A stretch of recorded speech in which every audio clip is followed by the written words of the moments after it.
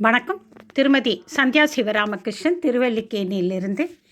இன்றைக்கி படித்ததில் பிடித்தது என்ற தலைப்பில் ஒரு அபூர்வ ஸ்லோகத்தை பார்க்கலாம்.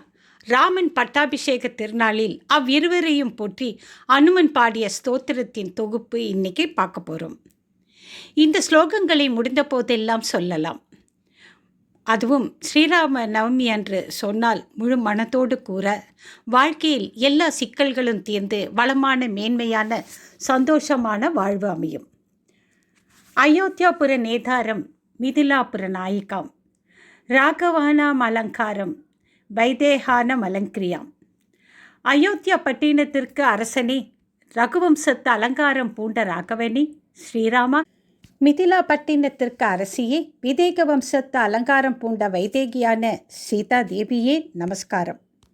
ரகுநாம் குல தீபம் ச நிமீனாம் குல தீபிகாம் சூரிய வம்ச சமுத்புதம் சோம வம்ச சமுத்பவம். ரகுவம்சத்திற்கு தீபம் போல் பிரகாசத்தை தருபவரே, சூரிய வம்சத்தில் பிறந்தவரே ஸ்ரீராமா, நிமி வம்சத்தின் தீபம் போல் பிரகாசிப்பவளே, சந்திர வம்சத்தில் பிறந்தவளே சீதா தேவியே நமஸ்காரம். புத்திரம் தசரதஸ்யாத்யம் புத்ரீம் ஜனக பூபதே வசிஷ்டானுமதாச்சாரம் சதானந்த மதானுகா.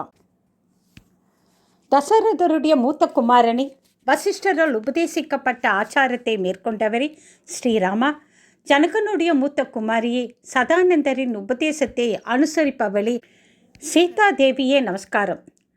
கௌசல்யா கற்ப சம்பூதம் வேதி கற்போதிதாம் சவயம் புண்டரி கவிர் சாலாக்ஷம் ஸ்புரதெந்தீவ ரேக்ஷனாம். கௌசல்யின் கற்பத்தில் உண்டானவரே, தாமரை மலர் போன்ற அகன்ற கண்களால் அருள்பவரே ஸ்ரீராமா, யாகவேதியின் மத்தியில் ஸ்வயமாகவே ஆவிர் பவத்தவளே, மலர்ந்த நீலோத்பலம் போன்ற கருணை கண்கள் கொண்டவளே சீதா தேவியே நமஸ்காரம். சந்திரகாந்தானனாம் போச்சம் சந்திரபிம்போபமானனாம் மத்த மாதங்க கமனம் மத்த அம்சவதூகத்தாம். சந்திரன் போன்ற அழகிய முகம் உடையவரே, மதம் கொண்ட யானை போன்ற நடையழகு கொண்டவரே ஸ்ரீராமா, சந்திரனுக்கொப்பான முகம் உடையவளே, பேரெழிலோடு நடிப்பையிலும் அன்னப்பறவை போன்ற நடையழகு கொண்டவளே சீதா தேவியே நமஸ்காரம். நன்றி, வணக்கம்.